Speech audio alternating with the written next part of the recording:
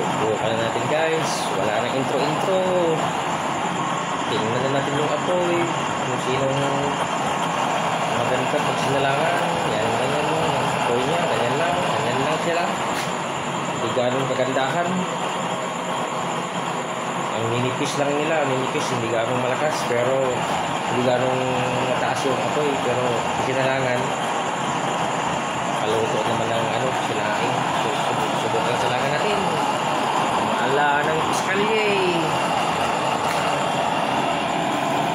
Mahalaga ang importante. Yun. Ito yung D4. Salangan natin. Importante ay ang mahalaga.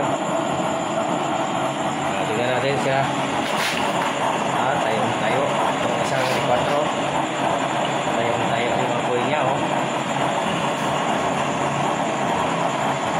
Yan. Yung isa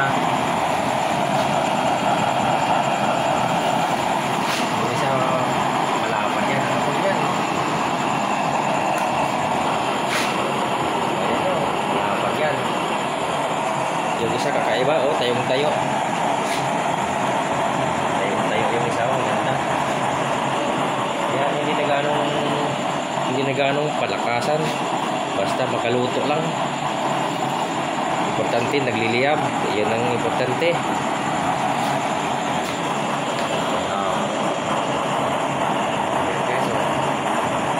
Isa. Dami. Yun, maraming butil yun. 16 holes. Ito, 8 lang. Kaya ganyan lang siya. Tayo.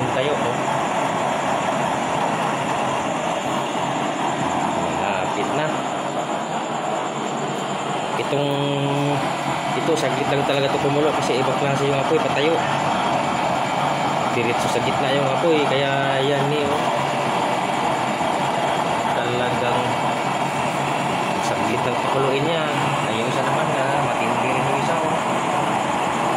Ang dami, pinong-pino. Sinalangan, doon na makikita yung kagandahan nila.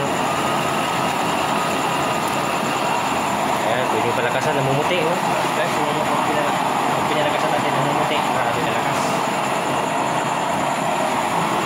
Ibang klase yung apoy niya, puti. Yan pag pinalakasan, puting-puti yung apoy niya. Super lakas yun. Pressurize yun. Namumuti na Ayan guys, namumuti. Grabe, kalakas. Puting-puti yung apoy niya. Ganyan na yung mahina. Ito, ibang lakas ito. Tayo talaga siya, tayo.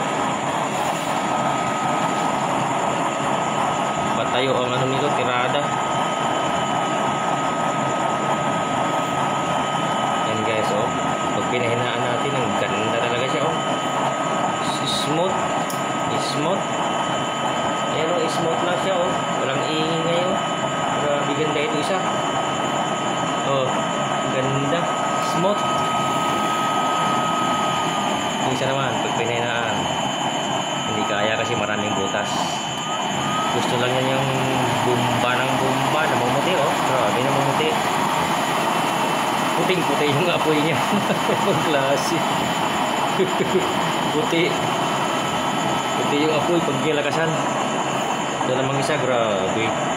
Tahimik lang, tayo tayo guys. Ganda yung isa. Tahimik pero yung kulo sa gitna. Grabe. Ibang klase itong maliit tayo. Ito naman grabe pag nagalit siya, namumuti ang apoy ayan guys, sus, puting-puti. Ibang klase. Ano ba yan? Ibang klaseng kalantong pag nagalit yung apoy niya, puting-puti sus. Ang grabe. Ngayon pala ako makakita ng pag nagalit yung apoy, puting-puti. Putindi. Tingnan nyo guys Grabe pag nagalit puting-puti ang apoy niya Sus. Klase yung apoy na to. Galit na galit, puting-puti. Ang tapang ng apoy yun. Grabe. Wala ako nakakita na ganito. Pag binubumbahan mo, namumuti. Grabe, ganda. Pag pressure.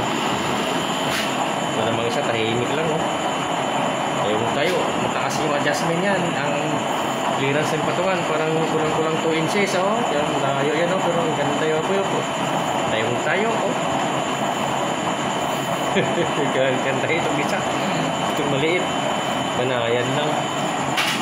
Nasa gitna ang kulo. Ayan guys, ang ganda naman ito pagkatapos. Tahimik lang siya, oh. Grabe talaga pagkatahimik yung apoy niya, oh. Yung isa naman magalit. Puting-puti. Galit pa uli. Asos, galit na naman siya, oh. Yung puti. Grabe guys. Galit yung apoy, numuti. Ah, tindi. Grabe yung lasing apoy na to. Puti. Tingnan natin guys kung kumulo. Wala pa, hindi pa kumulo. Salak pa lang, pero grabe.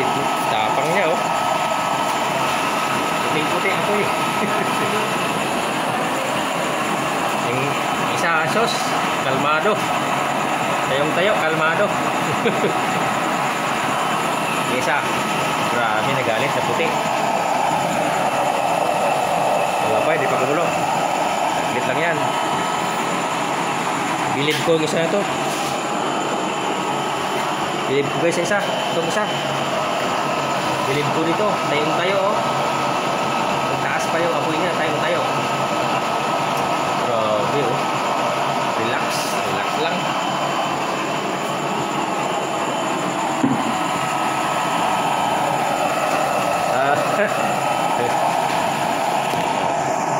So hanggang dito na lang guys. Pinakita natin may matapang na apoy. Mayroon ding banayad, oh.